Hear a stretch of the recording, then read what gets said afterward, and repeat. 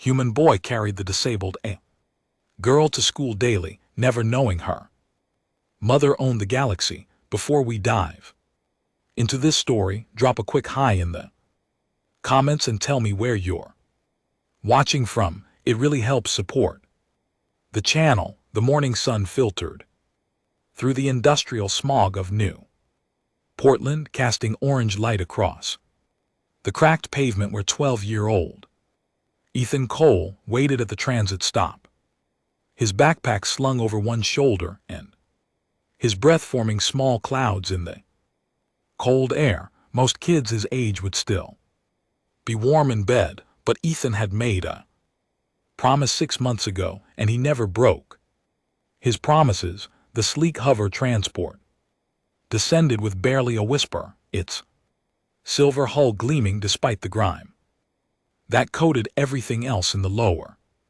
districts.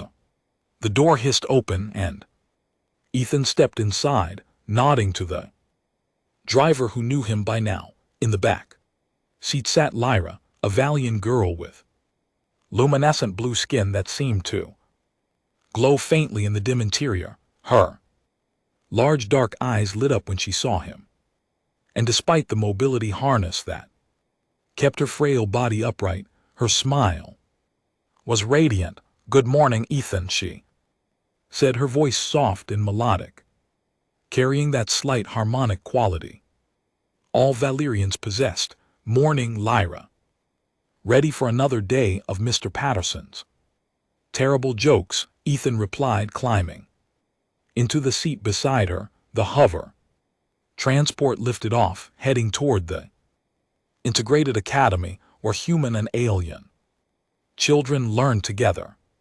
It was one of the few truly mixed schools in the district, a social experiment that many called foolish, but Ethan's mother had insisted was important. She worked 3 jobs to afford the tuition, believing education was the key to a better future. Lyra shifted slightly in her harness, wincing. Her condition was rare even among Valerians, a degenerative disorder that affected her skeletal structure and made movement painful. The hover transport could get her to school, but the academy itself was an old building converted from human only used decades ago. It had stairs, lots of stairs, and the anti-gravity lifts were always broken. 6 months ago, on Lyra's first day, Ethan had watched her struggle on the steps, her face contorted in pain as she tried to drag herself up using the railings. Other students had walked past, some staring, some deliberately looking away. The teachers were in meetings, the staff were busy, and Lyra had been alone. Ethan had approached without thinking, driven by something his mother had always taught him about seeing people, really seeing them when they needed help. "Can I help you?" he had asked simply. Lyra had looked at him with those enormous dark eyes, surprise written across her feature. Most humans avoided close contact with aliens, especially in the lower districts where resentment over resource allocation ran deep. "I need to get to the 3rd floor," she had said quietly, "but I understand if you cannot help. It is not your responsibility." Ethan had knelt down, plumb on my back. "I'll carry you." That first day had been harder than he expected. Lyra was light, her Valerian physiology much less dense than a human's, but 3 floors was still 3 floors. His legs had burned, and he had arrived at class sweating and 10 minutes late, but Lyra had made it to her classroom, and the look of gratitude on her face had made it worth it. The next day he had been waiting at the transit stop, and the day after that, and every day since. Now 6 months later it was routine. The hover transport dropped them at the academy entrance at 7:45. Each morning, Ethan would help Lyra out of her harness, she would wrap her thin arms around his neck, and he would carry her up the 3 flights of stairs to the advanced sciences wing where most of their classes were held. At lunch he would carry her down to the cafeteria. After school he would carry her back down to the entrance where the hover transport waited. He never complained. He never asked for anything in return. And he never told anyone about it, not even his mother, because it did not feel like something worth mentioning. It was just something that needed doing, so he did it. The hover transport touched down at the academy, and Ethan helped Lyra out of her harness, carefully supporting her as she draped her arms over his shoulders. She weighed almost nothing, her body warm against his back, her breathing soft near his ear. "Thank you, Ethan," she whispered as she did every morning. "No problem," he replied as he did every morning. He started up the steps, his pace steady and measured. Other students flowed around them, some nodding to Ethan, others ignoring them entirely. Ethan had gained a certain reputation over the months, though he was unaware of it. The teachers noticed. The other students noticed, even the administrators noticed, but Ethan was oblivious to the attention, focused only on getting Lyra safely to class. Halfway up the second flight, a group of older boys blocked the stairs. They were members of the Human First Club, a student organization that advocated for human interests and often crossed the line into xenophobia. Their leader, a thick-necked boy named Marcus, sneered as Ethan approached, making another delivery. "Cole," Marcus said, his voice dripping with mockery, "you know there are services for that kind of thing. Charity cases have their own transportation." Ethan stopped, his jaw tightening. "Move, Marcus, or what?"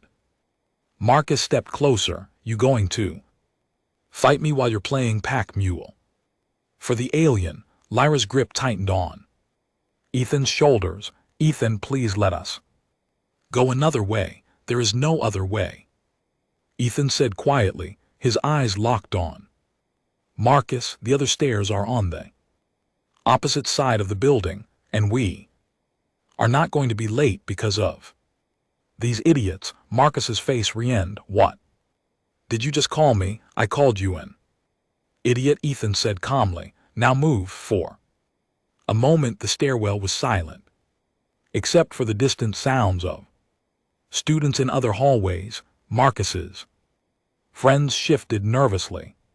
They outnumbered Ethan, but there was something in his eyes, a quiet determination that made them hesitate. Finally, Marcus stepped aside with an exaggerated bow. "By all means, carry on with your noble charity work." Ethan walked past without another word, his heart pounding but his steps steady. Behind him, he heard Marcus mutter something crude, but he did not react. Lyra was trembling slightly against his back. "You should not antagonize them," she whispered. "They could hurt you." "They won't," Ethan replied with more confidence than he felt. "They're just bullies. Bullies are cowards." They reached the 3rd floor, and Ethan carried Lyra to her first class, setting her gently in her specialized seat near the front. The seat had been modified with support cushions and restraints that helped her maintain an upright position without pain. "Thank you, Ethan," she said again, her eyes shimmering slightly. Valerians did not cry the way humans did, but their eyes took on a distinct luminescence when they were emotional. "See you at lunch," Ethan replied and headed to his own classroom 3 doors down. The morning classes passed in their usual blur of algebra, earth history, and basic chemistry. Ethan was a decent student. Not brilliant, but hardworking, the kind Of kid who did his homework on the transit ride home and studied during lunch. He had to be the scholarship that covered part of his tuition was merit-based, and if his grades slipped, his mother could not afford to keep him at the academy. At lunch he collected Lyra and carried her down to the cafeteria. They sat together at a table near the windows, an odd pair that drew curious glances but few outright stares anymore. Most of the student body had gotten used to seeing them together. As they ate, Lyra seemed quieter than usual, picking at her food without much enthusiasm. Valyrian cuisine was available in the cafeteria, specially prepared nutrient pastes and crystalline supplements that looked unappetizing to human eyes but were essential for Valyrian health. Everything okay? Ethan asked, noticing her distraction. Lyra hesitated, then set down her utensil. I received a message from my family this morning. They are requesting that I return home for a formal gathering. It is mandatory. When in 3 weeks. I will be gone for approximately 1 week. Ethan felt a strange panging of disappointment but tried to hide it. That's good, right? You get to see your family? Yes, Lyra said slowly. I have not seen my mother in over a year. She is very busy with her work. What does she do? Ethan realized he had never asked much about Lyra's family. Their friendship existed primarily within the walls of the academy, and he had assumed her family was like most Valyrian families on Earth, middle class, merchants or technicians. Lyra's expression became carefully neutral. She works in administrative governance. It requires much travel. That sounds important, Ethan said, not pressing further. He had learned that Valyrians were private about family matters, and he respected that. The rest of lunch passed with lighter conversation, and when the bell rang, Ethan carried Lyra back up to class. The afternoon went smoothly until the final period. Advanced Xenobiology, a class humans and aliens studied each other's biological systems. It was Ethan's favorite class, partly because it was fascinating and partly because he and Lyra were lab partners. Today, however, their teacher, Miss Avery, made an announcement that changed everything. Class, I have exciting news, Miss Avery said, her enthusiasm barely contained. We have been selected to participate in the Intersize Youth Summit being held next month at the Grand Hall. This is a tremendous honor. Students from across the sector will be presenting research projects on interspecies cooperation and understanding. A murmur of excitement rippled through the classroom. Each pair of lab partners will develop a presentation. Miss Avery continued, the best 3 presentations from our class will be selected to present at the summit. This is an incredible opportunity, and I expect you all to take it seriously. After class, as Ethan carried Lyra down the stairs, she was practically buzzing with excitement. Despite her physical limitations, this is wonderful, Ethan, she said. We could present our research on comparative immune responses. The data we have collected is significant. Ethan smiled at her enthusiasm. We'll have to work pretty hard to beat out the other teams. Sarah and her partner have been studying neuroplasticity differences. That's pretty impressive. We will work harder, Lyra said with determination. We will create the best presentation they have ever seen. Over the following weeks, Ethan and Lyra threw themselves into their project. They spent every lunch period in the library researching and compiling data. After school, Ethan would stay late carrying Lyra to the science lab where they would run experiments and analyze results. His mother noticed him coming home later and later but said nothing, trusting that he was making good decisions. The project was genuinely fascinating. They were comparing how human and valiant immune systems responded to common pathogens, and their findings suggested that a hybrid treatment approach could be effective for certain diseases that affected both species. It was real science, not just student busy work, and both of them felt the weight of that responsibility. During this time, Ethan learned more about Lyra. She was brilliant, far more intelligent than most of their classmates, with an intuitive grasp of complex systems that left him in awe, but she was also lonely. Her condition made it difficult to form friendships, and most Valerian students kept their distance, uncomfortable with her disability. Humans, meanwhile, were often too xenophobic or too awkward to approach. Ethan was different. He saw her as Lyra, not as the disabled alien girl or the charity case or the other, just Lyra, his friend and lab partner. One evening, as they worked late in the lab, Lyra asked him a question that caught him off guard. Ethan, why do you help me? She was adjusting her microscope, her movements careful and deliberate. What do you mean? You carry me every day. You spend your free time working with me. You defend me against people like Marcus. Why? Ethan shrugged, uncomfortable with the direct question. Because you need help and we are friends, but you could be friends with anyone. Lyra persisted. There are many humans who would be easier friendships. Less complicated, less work. Ethan sat down the slide he was examining and looked at her directly. Do you want me to stop? No, Lyra said quickly, her eyes widening. I just want to understand. In Valerian culture, such sustained assistance would imply either a debt obligation or a familial bond, but we have neither. Maybe humans are different, Ethan said. My mom always told me that kindness does not need a reason. You see someone who needs help, you help them. That is it. That is it. That is it. Lyra was quiet for a long moment. Your mother sounds like a wise person. She is, Ethan said with a smile.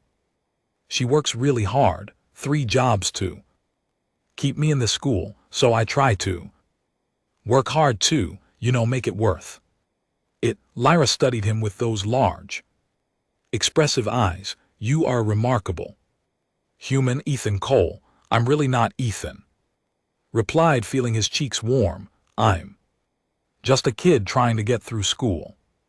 As the weeks passed, their presentation took shape. It was comprehensive, well-researched, and included actual experimental data they had collected themselves.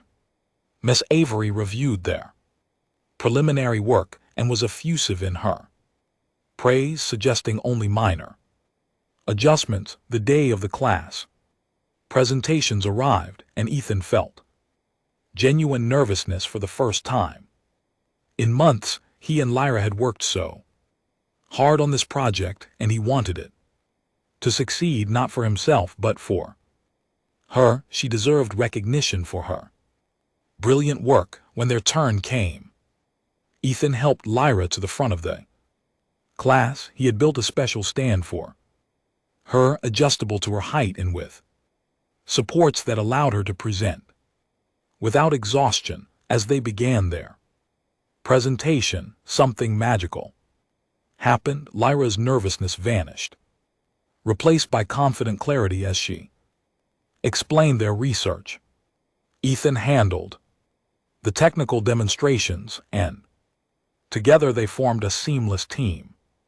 When they finished, the classroom erupted in applause. Even Miss Avery looked impressed, making notes rapidly on her tablet. Over the next few days, Miss Avery evaluated all the presentations. On Friday, she made her announcement: the 3 teams selected to represent our class at the Inter-Recies Youth Summit are as follows. 3rd place, Sarah Chun and Vex studying neuroplasticity.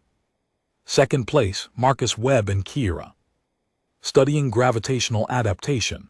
And in 1st place, Ethan Cole and Lyra studying comparative immunology. Ethan felt Lyra's hand grip his arm, her whole body trembling with excitement. They had done it. They were going to the summit that weekend. Ethan told his mother about the summit.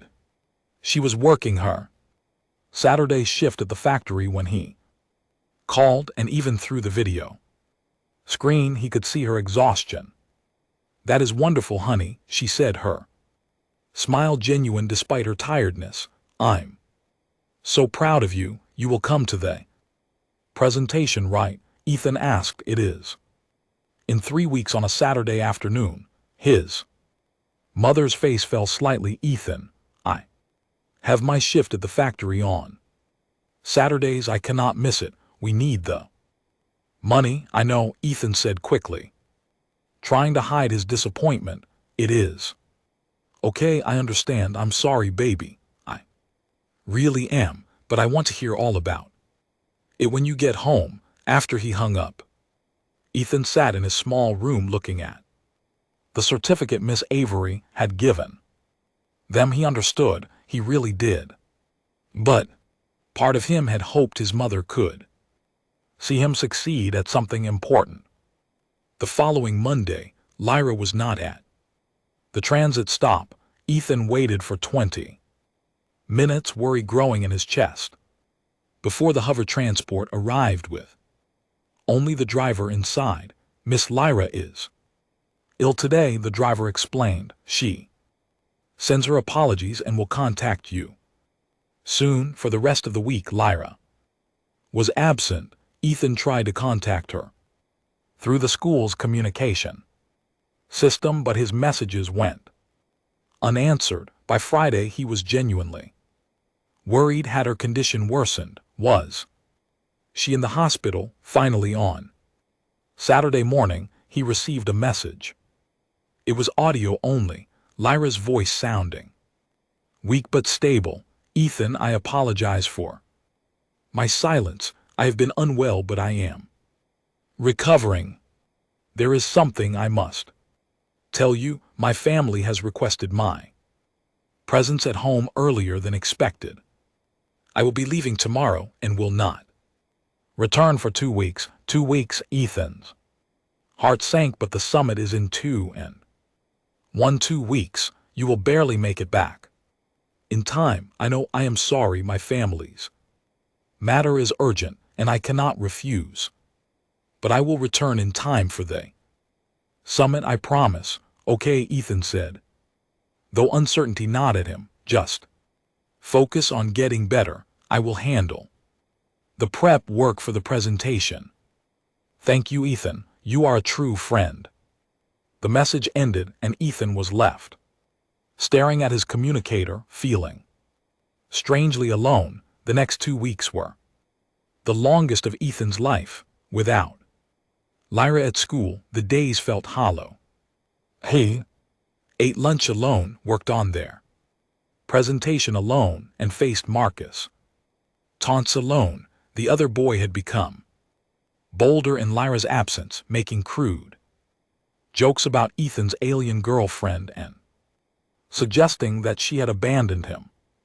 Ethan ignored him, focusing on perfecting their presentation. He rehearsed both parts, his and Lyra's, wanting to be ready to help her when she returned. 5 days before the summit, Lyra finally came back. Ethan was waiting at the transit stop as he had been every morning, and when the hover transport arrived and the door opened to reveal Lyra, relief flooded through him. "You "Are back," he said, climbing in beside her, but something was different.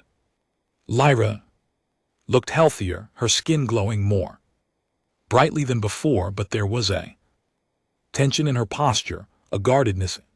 Her eyes, "I am back," she confirmed. "I apologize for the extended absence." "Are you okay? What happened?" "It was a family matter," Lyra said, her tone indicating she did not want to elaborate, "but it is resolved now. We should focus on the summit. It is in 5 days." They fell back into their routine, but Ethan could not shake the feeling that something had changed. Lyra was more distant, distracted. During their practice sessions, she would lose her train of thought, staring out the windows as if seeing something far away. On the day before the summit, as Ethan carried her down the stairs after their final practice session, he finally asked Lyra, "What's wrong? And don't say nothing. I know you well enough to know when something is bothering you." Lyra was quiet for so long that Ethan thought she might not answer. Then, softly she spoke, "Ethan, have you ever had a secret so large that it felt like it was crushing you?" Ethan navigated the last few steps carefully before responding, "I don't know, maybe. Why?" "What if," Lyra continued, her voice barely above a whisper, "what if telling that secret would change everything? What if the person you cared about would look at you differently? What if it would ruin the one genuine friendship you have ever had?" Ethan reached the bottom of the stairs and gently set Lyra into her mobility chair. Then he knelt down so they were at eye level. "Lyra, whatever it is, it won't change the fact that you are my friend. You know that, right?" Lyra's eyes shimmered with unshed emotion. "Do I? You say that now, but you do not know what the secret is." "Then tell me." Lyra reached out and touched his hand, her fingers cool against his skin. "After the summit, I will tell you. After the summit, I promise." Ethan wanted to press, but he could see the genuine distress in her eyes. "Okay." After the summit, the day of the Interesse's Youth Summit arrived. Bright and clear, the Grand Hall was an impressive structure in the upper district, all gleaming metal and crystal, designed to accommodate beings of all sizes and environmental needs. Ethan had never been in the upper district before, and the casual wealth on display was staggering. Hover cars instead of public transit, clean streets instead of cracked pavement, buildings that reached toward the sky with architectural confidence. The academy provided transportation for all the presenting students. Ethan helped Lyra into a specialized seat on the shuttle, trying to ignore the nervous flutter in his stomach. This was big. Representatives from a dozen species would be in attendance, along with important officials from the planetary government and the education sector. As they entered the Grand Hall, Ethan's eyes widened. The main auditorium was enormous, with seating arranged in an amphitheater style that allowed everyone a clear view of the central stage. Holographic displays floated through the air, showing information about the various presentations. Security personnel, both human and alien, were everywhere, their presence subtle but unmistakable. "This is incredible," Ethan whispered to Lyra as they made their way to the prep area. Lyra nodded, but she seemed tense, her eyes scanning the crowd constantly as if looking for someone. The presentations were scheduled throughout the day, with Ethan and Lyra's slot in the mid-afternoon. They spent the morning watching other presentations, some brilliant, some mediocre, all earnest attempts by young people to bridge the Gaps between species, when their turn came, Ethan felt his nervousness transform into focus. He helped Lyra onto the stage where their presentation materials were already set up. Audience, hundreds of beings of various species, grew quiet. Good afternoon.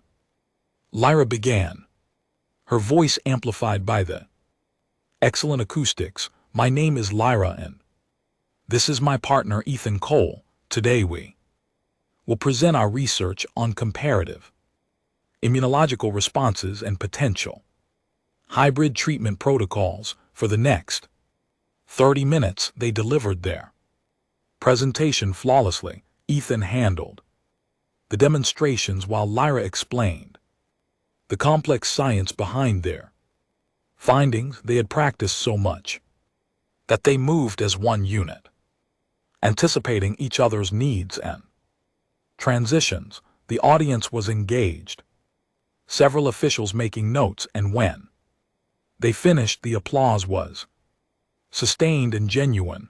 As they left the stage, Ethan felt euphoric. They had done it. All those months of work, all those early mornings and late nights had paid off. You were amazing, he told Lyra as he helped her back to the prep area. We were amazing, Lyra corrected with a smile. We make an excellent team. The rest of the presentations continued, and as the afternoon wore on, Ethan noticed increased activity among the security personnel. They seemed to be preparing for something, speaking urgently into their communicators and taking up positions throughout the hall. What is going on? Ethan wondered aloud. Lyra shifted uncomfortably. I believe the keynote speaker is about to arrive. Who is it? Before Lyra could answer, the lights in the auditorium dimmed and a hush fell over the crowd. A voice, deep and resonant, spoke through the sound system. Honored guests, students, and faculty, it is our distinct privilege to welcome our keynote speaker for this year's Intersize Youth Summit. She has traveled from the far reaches of the sector to be with us today. Please welcome Empress Zara of the Valyrian Sovereignty. The auditorium erupted applause as a figure emerged onto the stage, and Ethan's breath caught in his throat. She was Valyrian, tall and regal, her skin glowing with the same luminescence as Lyra's, but somehow more intense, more commanding. She wore flowing robes of silver and blue that seemed to shimmer with their own light, and her presence filled the enormous space with an almost tangible authority. But what made Ethan's mind reel was the resemblance, the shape of her eyes, the curve of her features, the way she moved. It was like watching an older, more powerful version of Lyra. Empress Zara began her speech, talking about the importance of interspecies cooperation, the value of education, and the hope that the younger generation represented.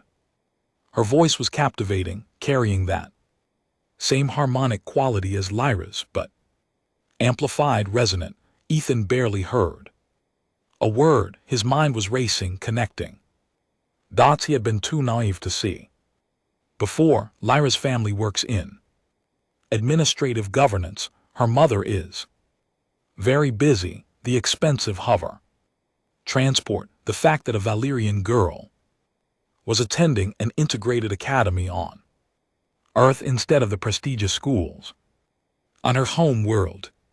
He turned slowly to look at Lyra, who was sitting perfectly still, her eyes fixed on the stage where her mother, the empress of the entire Valyrian sovereignty, addressed the crowd. Lyra, Ethan said quietly, his voice barely audible over the speech.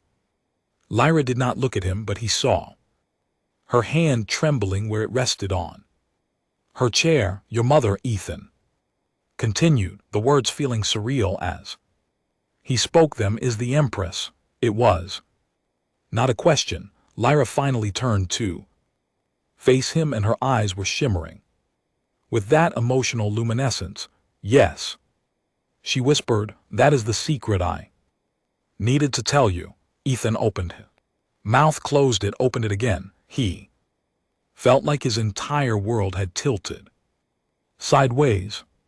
For 6 months he had been carrying the daughter of the most powerful being in the Valyrian sovereignty up and down the stairs at school. The Valyrian sovereignty controlled hundreds of worlds, commanded fleets that could darken entire solar systems, and held economic and military power that dwarfed Earth's by orders of magnitude. And Lyra was the Empress's daughter. Why? Ethan finally managed.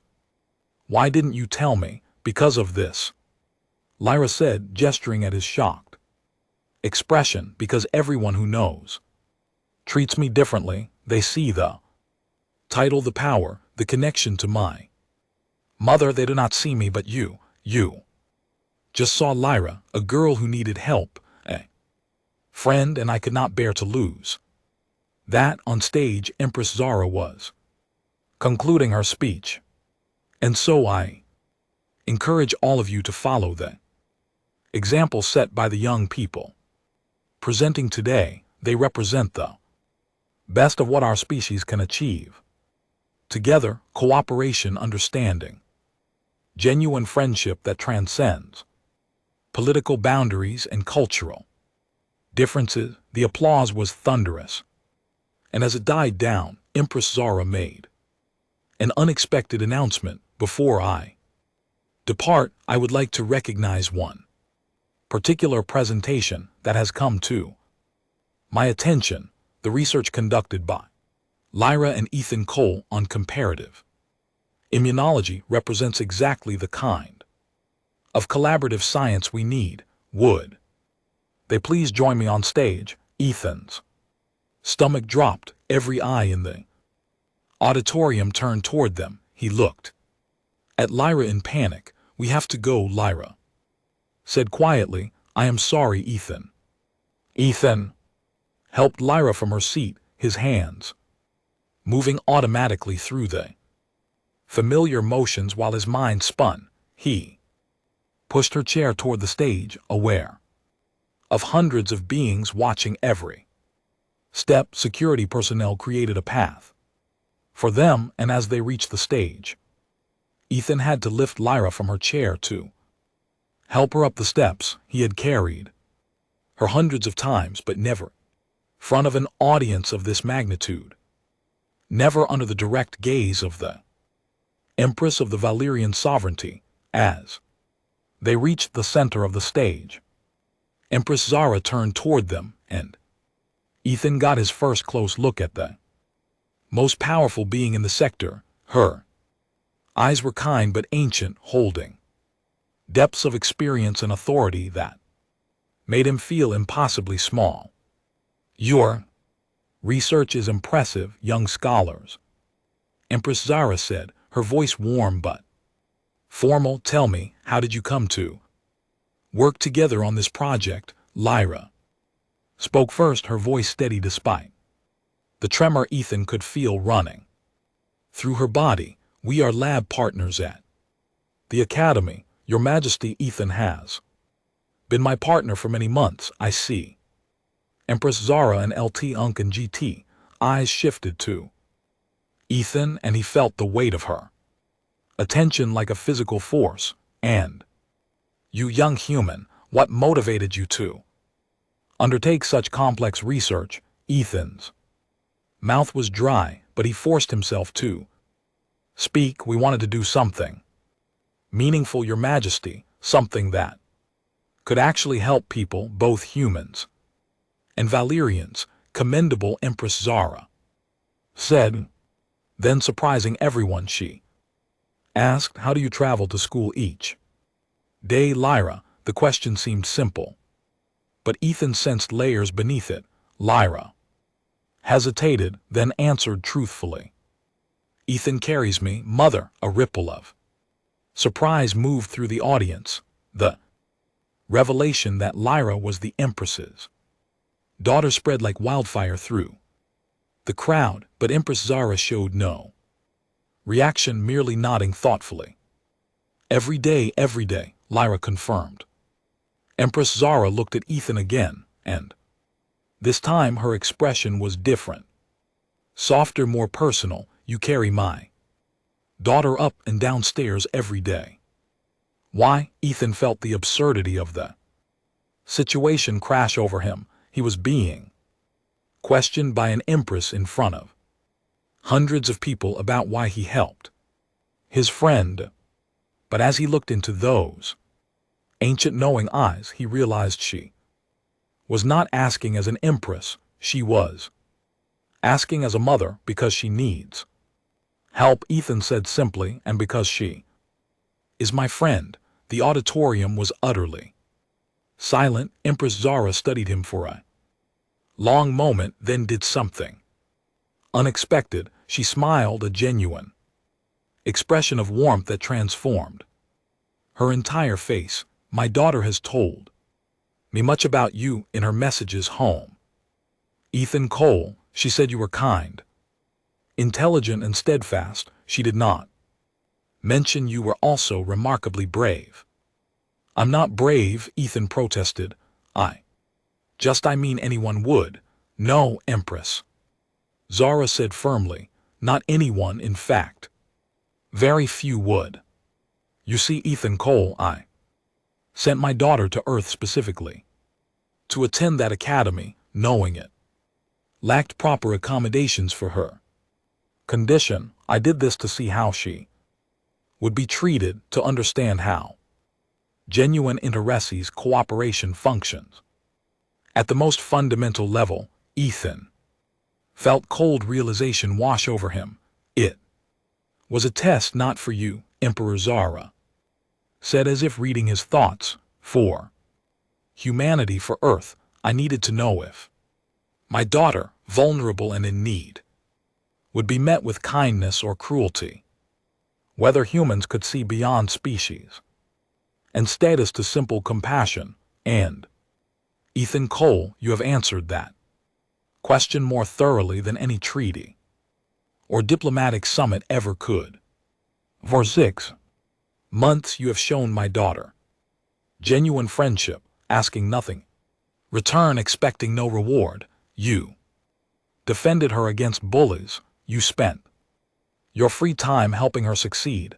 You treated the daughter of an empress as simply Lyra, your friend. She turned to address the entire auditorium. This is what we must all strive for, not grand gestures or political maneuvering, but simple, genuine compassion, seeing each other as individuals worthy of dignity and assistance, regardless of species or status. The applause that followed was overwhelming, but Ethan barely heard it.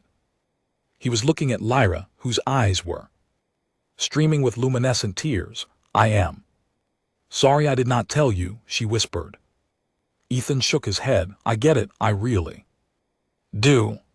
After the summit concluded, Ethan and Lyra were escorted to a private reception area where Empress Zara was meeting with select guests. Security personnel, elegant and professional, created a bubble of privacy around the Empress. Ethan felt desperately out of place among the dignitaries and officials, acutely aware of his worn shoes and second-hand formal clothes. But when Empress Zara saw them enter, she excused herself from her current conversation and approached. Ethan Cole, she said, and there was genuine warmth in her voice.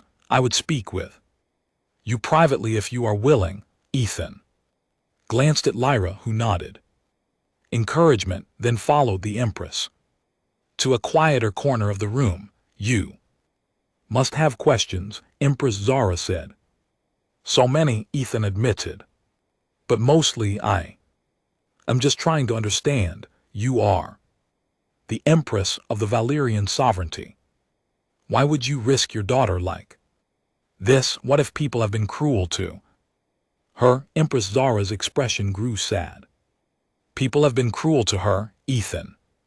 Her condition makes her different even among our own people, on our home world.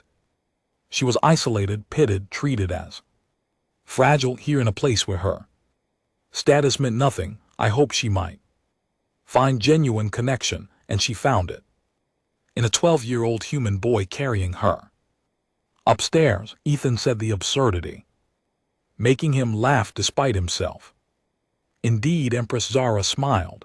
Life is strange that way. Tell me, your mother works 3 jobs to keep you in that academy, correct? Ethan nodded, wondering how the Empress knew that. I mean, yes, she works really hard.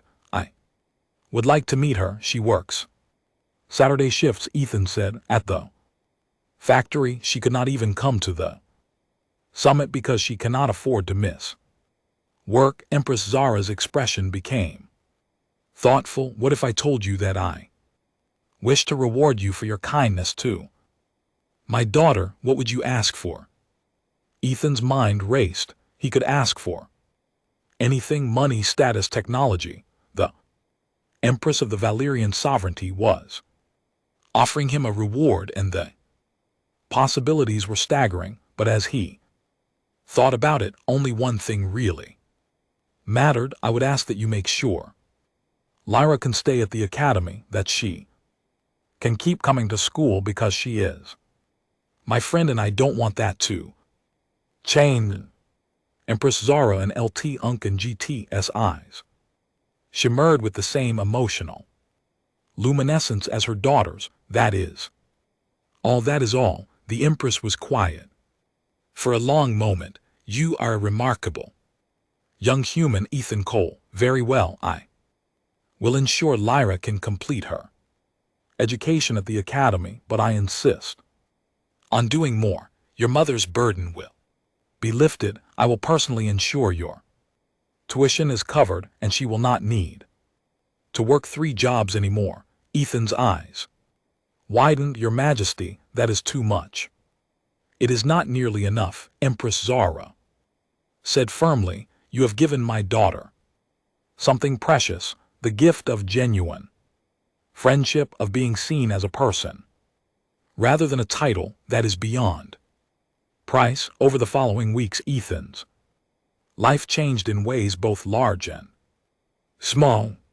The news that he had been carrying the Empress's daughter to school spread rapidly, and he became something of a celebrity. News organizations wanted interviews.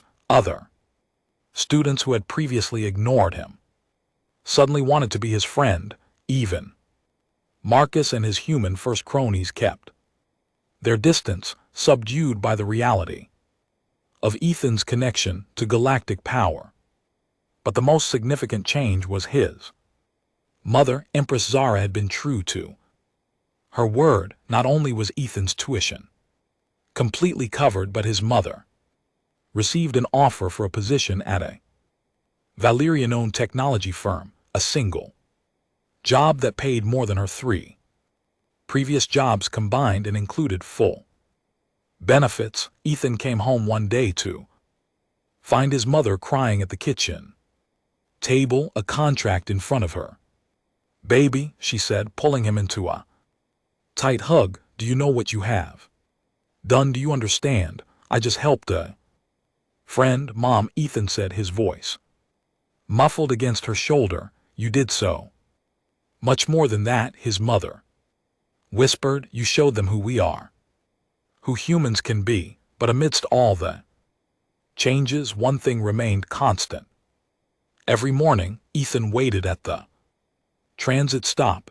Every morning the hover transport arrived with Lyra inside, and every morning he carried her up 3 flights of stairs to her classroom. The school administration offered to install working anti-gravity lifts. They offered to move Lyra's classes to the ground floor. They offered a dozen different accommodations that would make Ethan's daily routine unnecessary. He declined them all because it was never about necessity, it was about friendship, about showing up for someone who needed you, about keeping a promise. 3 months after the summit, on a cold morning like the one when their friendship had begun, Ethan and Lyra sat together in their usual spot during lunch. The cafeteria buzzed with the normal chaos of students, but in their corner by the window, they existed in their own bubble of quiet conversation. "Do you ever regret it?" Lyra asked. "Suddenly, regret that I did not tell you who I was from the beginning?" Ethan considered the question carefully. "Sometimes I wonder how I would have reacted if I had known. Maybe I would have been too intimidated to approach you that first day. Maybe I would have been like everyone else, seeing the title instead of the person. And now I know you are both," Ethan said. "You are Lyra, my friend and lab partner, and you are also the daughter of an empress. Both things are true, and both things are part of who you are. I am glad I got to know the first part before the second, though." Lyra smiled, that radiant expression that had first captured Ethan's attention. "I am glad, too." Their friendship continued and deepened throughout the rest of the school year. They won several awards for their immunology research, which was actually being reviewed by real scientists for potential development. They presented at 2 more conferences. And through it all, Ethan continued his daily routine, carrying Lyra up and downstairs, studying together, defending each other against the occasional student who could not see past their differences. But the story was not over. Near the end of the school year, Empress Zara returned to Earth for a state visit. This time, however, she requested a private dinner with Ethan and his mother. They met at a restaurant in the Upper District, a place so elegant that Ethan felt uncomfortable just walking through the door, but Empress Zara greeted them warmly, and Lyra was there too, which helped ease his nervousness. Over dinner, the Empress spoke with Ethan's mother about her new job, about Ethan's progress at school, about the friendship between their children. It was surreal watching his mother converse with the most powerful being in the sector over soup and bread. As the meal concluded, Empress Zara grew serious. "Ethan, I have a proposal for you and your mother to consider. In 2 years, when you complete your basic education, I would like to offer you a full scholarship to the Royal Academy on Valeria Prime. It is the most prestigious institution in the sovereignty, and graduates go on to positions of significant influence." Ethan felt his mother's hand grip his under the table. "Your Majesty," Ethan said carefully, "that is an incredible honor, but why?" "Because the galaxy needs more people like you," Empress Zara said simply. "People who see others as individuals, who act with compassion without expecting reward, who build bridges instead of walls. I cannot force you to accept, and this offer will remain open regardless of your decision. But I believe you have the potential to shape the future of inter-size relations in profound ways." Ethan looked at his mother, whose eyes were shining with tears. He looked at Lyra, who was watching him with an expression of hope and anticipation. "Can I think about it?" he asked. "Of course," Empress Zara said. "Take all the time you need." That night, Ethan lay in bed, staring at the ceiling of his small room. The Royal Academy on Valeria Prime. It was the kind of opportunity people dreamed about, the kind of chance that could change his entire life trajectory. But it would mean leaving Earth, leaving his Mother leaving the familiar, struggling. Lower districts that had shaped him, his.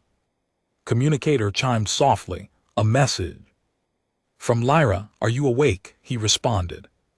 Quickly, yeah, thinking about the academy, about everything. There was a pause, then another message. I will be attending the Royal Academy in 2 years. As well, my mother insists I complete my education there now that my condition has stabilized. Ethan smiled in the darkness, so we would be classmates. Again, if you accept, but Ethan, you should decide based on what you want. Not because of me, this is your future. What do you want? Ethan typed. The response took a while to arrive. I want my friend with me, but I want you to be happy more. Ethan thought about carrying Lyra upstairs every morning, about their late nights in the lab, about the strange, unlikely friendship that had formed between a struggling human boy and the daughter of an empress. I need to talk to my mom, he typed back. Conversation with his mother happened the next morning over breakfast. I want you to know, his mother said before he could speak, that I will support whatever you decide. This is your life, your choice, but what do you think I should do? Ethan asked. His mother smiled, that tired but warm smile he knew so well. I think you should grab this opportunity with both hands. Do you know why I worked so hard, why I took those 3 jobs, why I pushed to get you into that academy? Because you want me to have opportunities you did not have. Exactly, and now you have an opportunity beyond anything I could have imagined. The Royal Academy, baby. Do you understand what that means? It means leaving you, Ethan said quietly. It means growing, his mother corrected. It means becoming the person you are meant to be, and Earth is not going anywhere. I am not going anywhere. You can come home for visits, we can communicate, but you cannot let fear of leaving hold you back from something extraordinary. Ethan felt tears prick his eyes. What if I fail? What if I am not smart enough, not good enough? His mother reached across the table and took his hand. Ethan Cole, you carried a girl up and down stairs every single day for 6 months without being asked, without expecting anything. In return, you befriended someone when everyone else ignored her. You did the right thing when it was hard and when no one was watching. That is the kind of person you are. You will not fail. 3 days later, Ethan sent his acceptance to Empress Zara. He would attend the Royal Academy in 2 years. The news spread quickly through the academy, and reactions were mixed. Some students were excited for him, others were jealous. Marcus made a crude comment about humans selling out to aliens, but by now Ethan had learned to tune out that kind of noise. What mattered was Lyra's reaction when he told her during their lunch period. Her whole face lit up with joy. We will be together, she said, gripping his hands. We will continue our research. We will continue learning. We will continue being friends, Ethan added. Always, Lyra promised.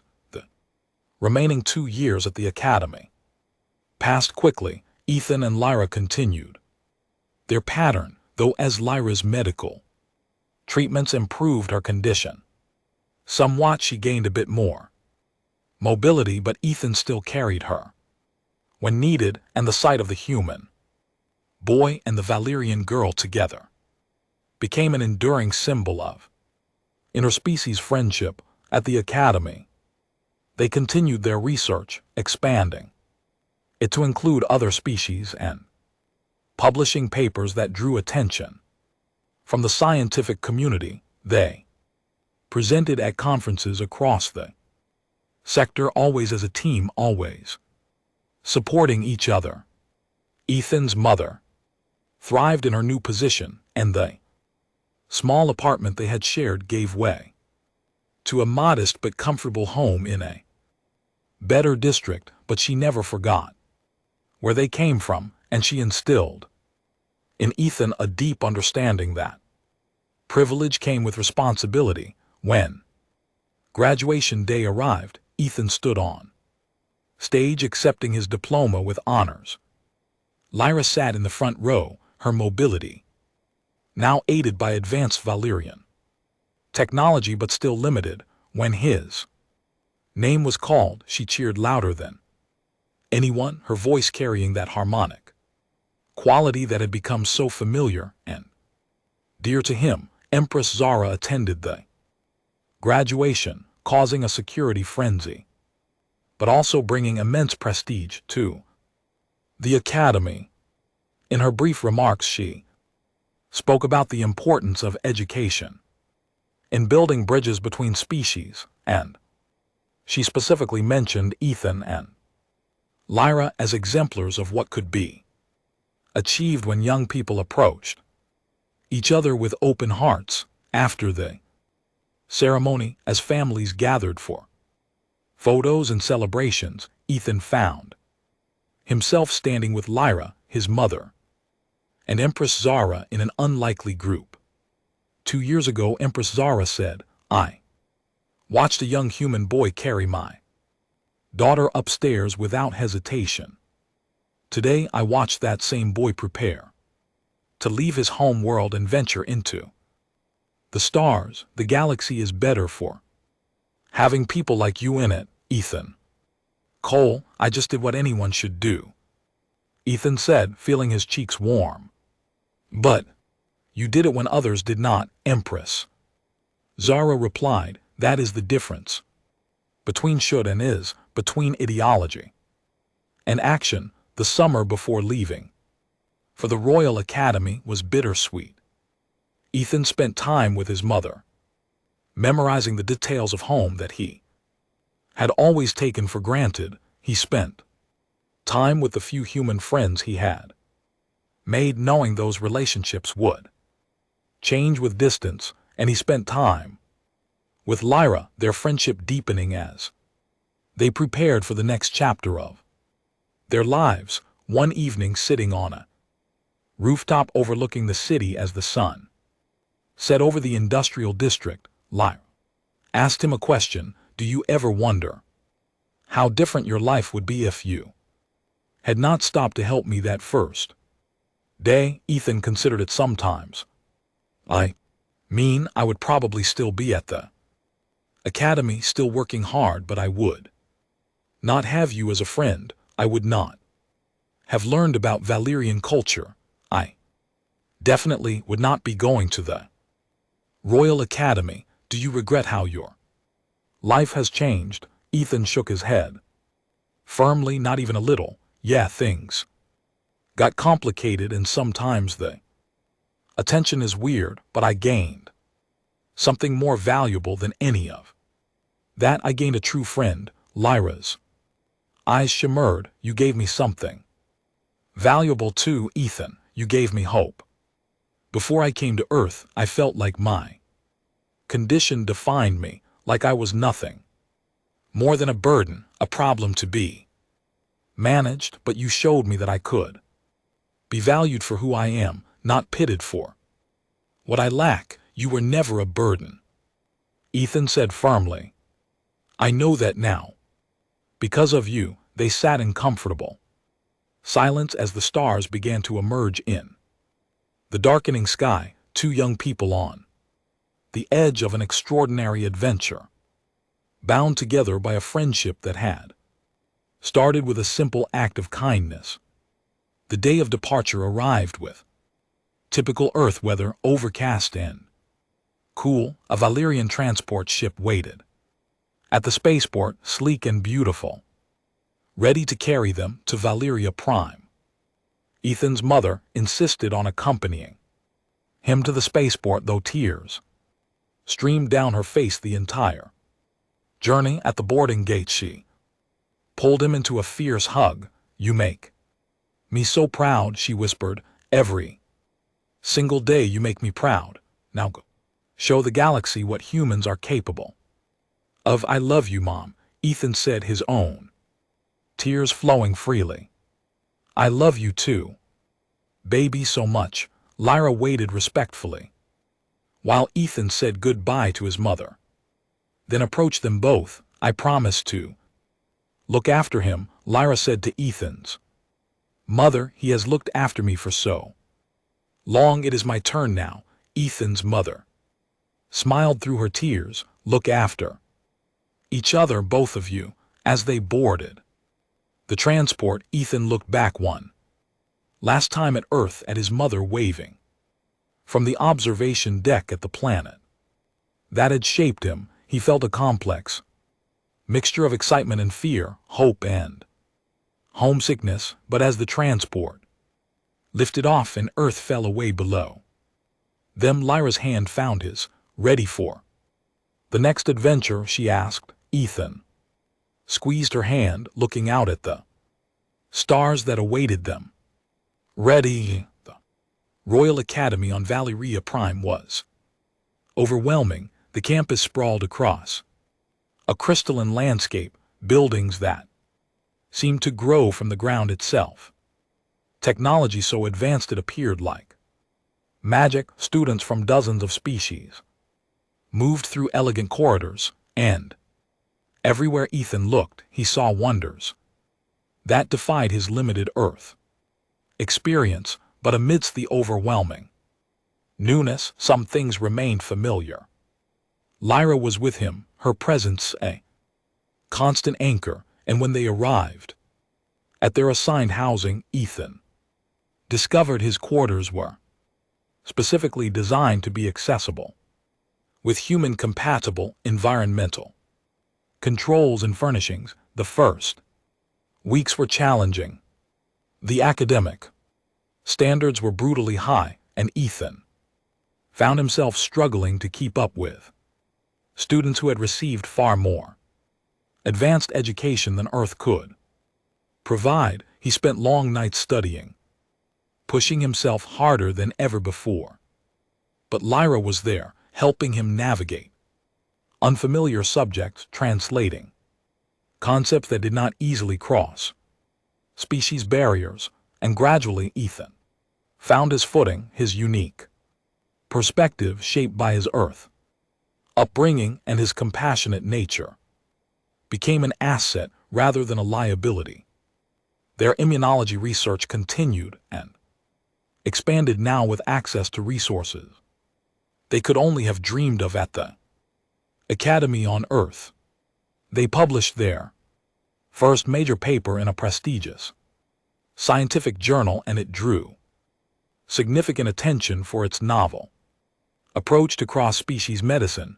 More importantly, Ethan and Lyra became ambassadors of sorts, demonstrating through their genuine friendship what interspecies cooperation could look like. Other students, watching how naturally they worked together, began to question their own prejudices and assumptions. 1 year into their time at the Royal Academy, during a major symposium on interspecies relations, Ethan was asked to give a keynote address, standing before an auditorium filled with some of the sector's most influential academics and politicians.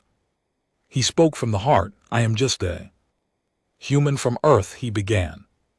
I did not grow up with advanced technology or prestigious education. I grew up in a district where people struggled every day just to survive, but I learned something valuable there that no amount of technology or prestige can teach. I learned that when you see someone who needs help, you help them. You do not calculate the cost or the benefit.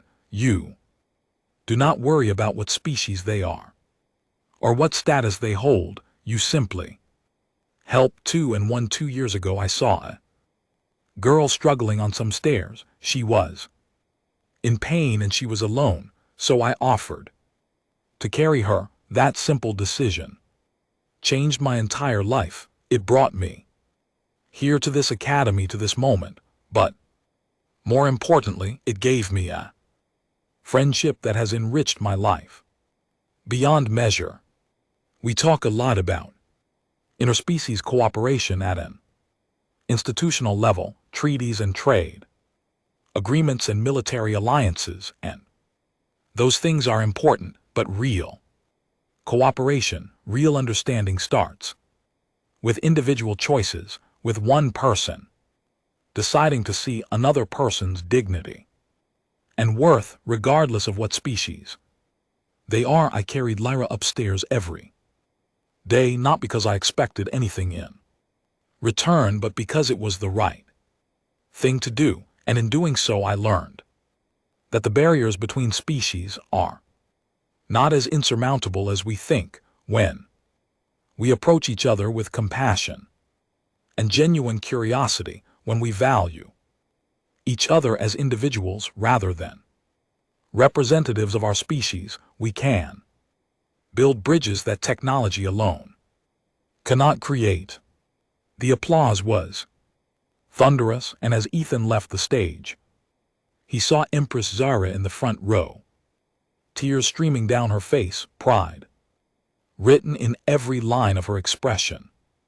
After the symposium, the Empress invited Ethan and Lyra to a private dinner at the royal residence. It was a place of breathtaking beauty, gardens that seemed to exist in perpetual twilight, architecture that defied conventional physics. Over dinner, Empress Zara made an announcement that stunned them both.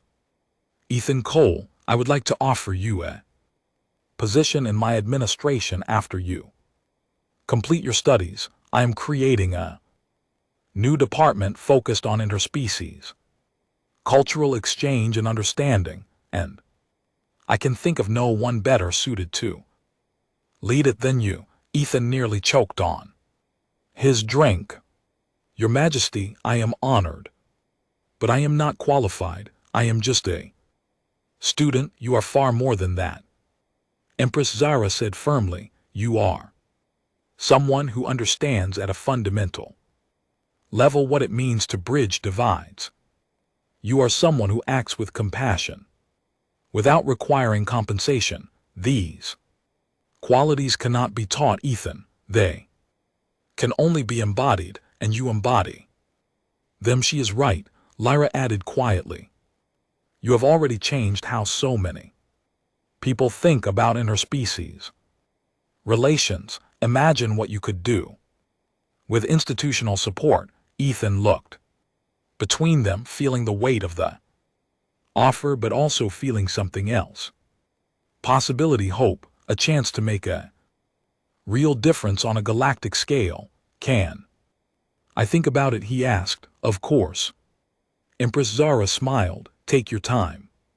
The position will be waiting when you are ready. Over the next 2 years, as Ethan and Lyra completed their studies at the Royal Academy, that offer remained open. Ethan threw himself into his work, not just his scientific research with Lyra, but also into understanding the complex web of relationships between the sectors.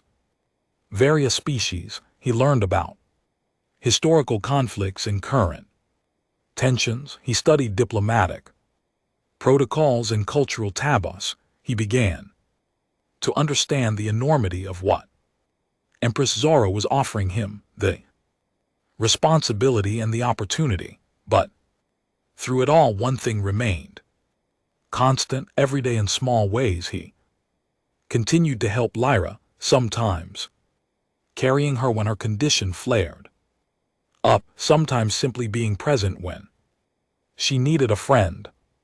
Their bond forged in those early morning stares back on Earth remained unshakable. Graduation from the Royal Academy was an even grander affair than their Earth Academy graduation. Empress Zara herself presented diplomas to the graduating class, and when she called Ethan's name, the entire auditorium rose in a standing Ovation, Ethan Cole, she said, her voice carrying to every corner of the vast space.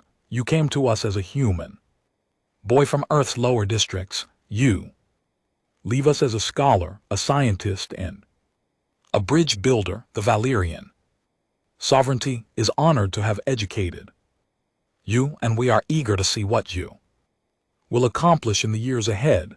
As Ethan accepted his diploma, he looked out at the audience and saw his mother in the front row. She had traveled all the way from Earth for this moment, and her face was radiant with pride. After the ceremony, in the gardens outside the auditorium, Ethan stood with his mother, Lyra, and Empress Zara. So Empress Zara said, "Have you made your decision about the position I offered?" Ethan took a deep breath. "I have, and I would be honored to accept if the offer still stands." It absolutely stands, Empress. Zara's smile was brilliant. "Welcome to the Sovereignty's diplomatic corps."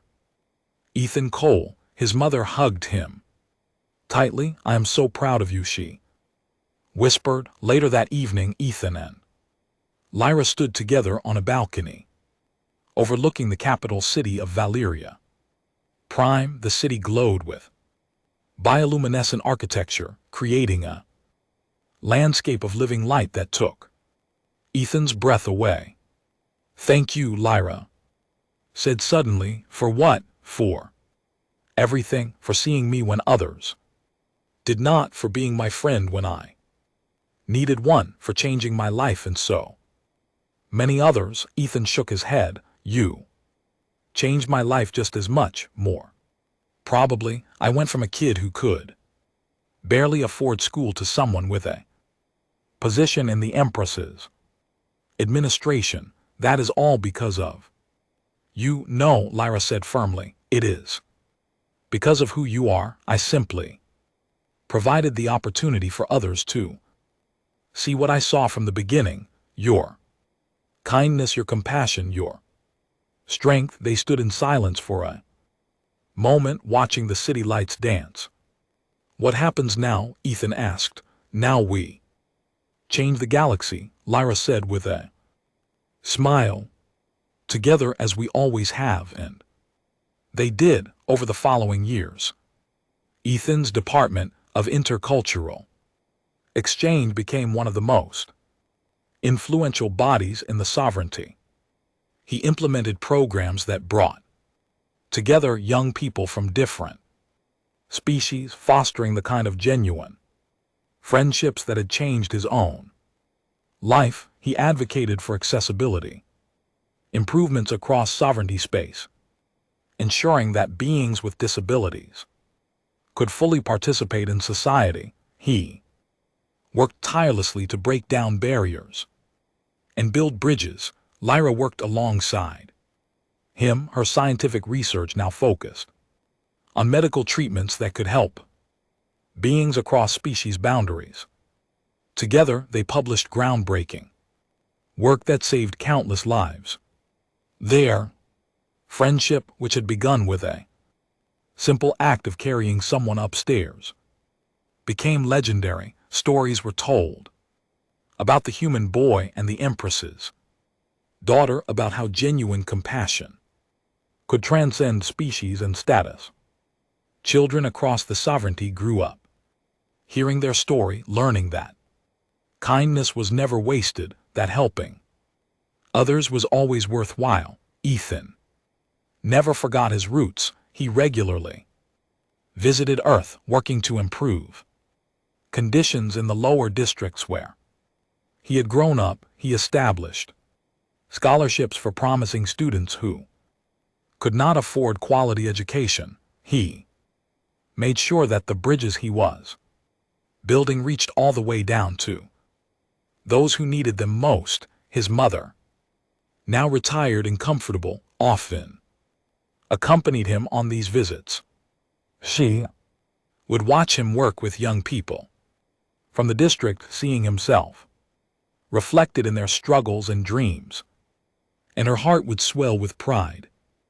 Years later, at a major inter-size summit, Empress Zara was asked about the success of her cultural exchange programs. Her answer was simple.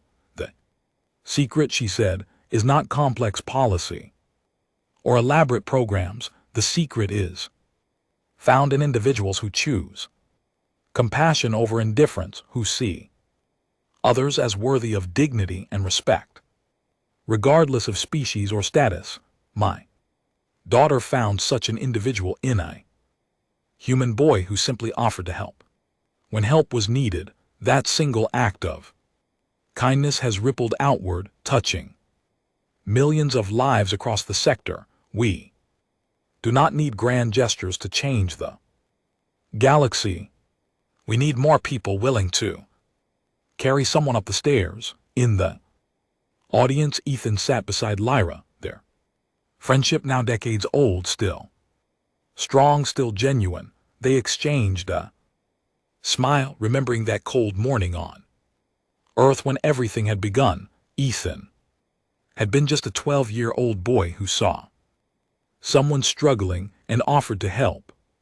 He had not known he was helping the daughter of an empress. He had not known it would change his life. He had not known it would ultimately help reshape interspecies relations across the galaxy. He had simply done the right thing, and in the end that had made all the difference. And that was the end of the story. If you listened all the way to here, don't forget to leave feedback about what you thought of the story in the comments, whether positive or negative. Your feedback helps us improve. Also, leave your like and subscribe to the channel for more stories like this one, and I'll leave here on the screen another video that I'm sure you'll like. Big hug and see you in the next